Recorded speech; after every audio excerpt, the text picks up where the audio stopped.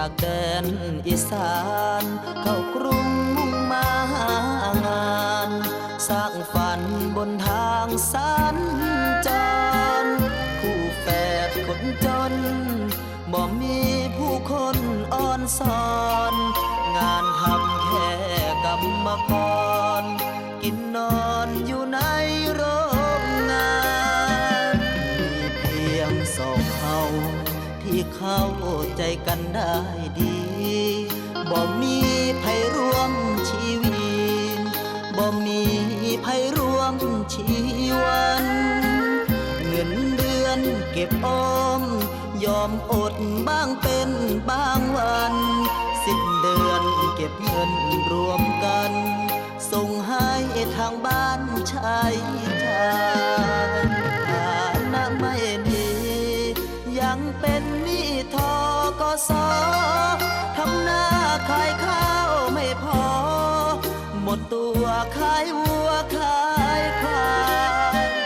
คุณพ่อก็แค่คุณแม่ก็ไม่สบายยังมีความหวังสุดท้ายนั่นคือลูกชายสองคนคู่แฝดหลายคนเดินบนถนนสีทองมีเงินมากมายกายกองชื่อเสียงดังก้องเวหุนชีวิตเลขแปดเกิดเป็นคู่แฝดคนจนกอดคอพี่น้องสองคนเดินบนถนนขายแรง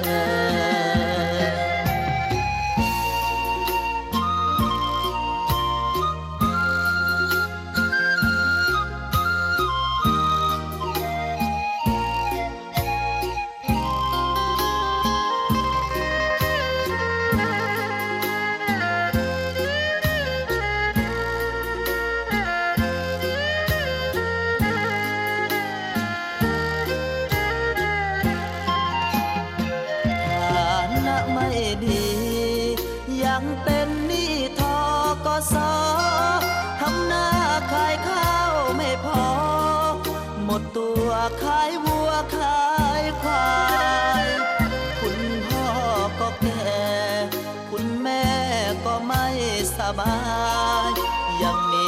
ความหวังสุดท้ายนั่นคือลูกชายสองคนเดินบนถนนสีทองมีเงินมากมายกายกองชื่อเสียงดังก้องเวหุนชีวิตเลขแปดเกิดเป็นคู่แฝดคนจนกอดคอพี่